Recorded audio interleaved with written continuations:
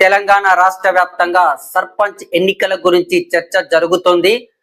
గత కొన్ని రోజుల క్రితం నేను సర్పంచ్లను కలవడం జరిగింది. గ్రామానికి సంబంధించినటువంటి రోడ్లు కావచ్చు, మౌలిక వసతులకు అభివృద్ధి పనులు చేపట్టారు. వాళ్ళకి ఇప్పటి వరకు బిల్స్ అనేవి పెండింగ్ లో ఉన్నాయని కూడా చెప్పడం జరిగింది.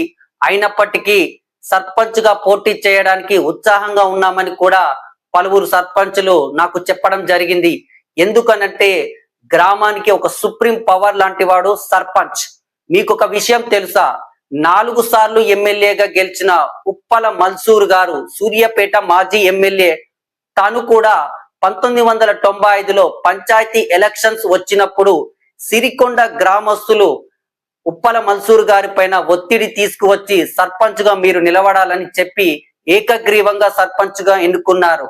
ఆయన కూడా 4 సార్లు ఎమ్మెల్యేగా గెలిచినప్పటికీ సర్పంచ్ పదవి చిన్న పదవిగా భావించలేదు. ఎందుకంటే దాని హోదా, అధికారం అందరికీ తెలుసు కాబట్టి.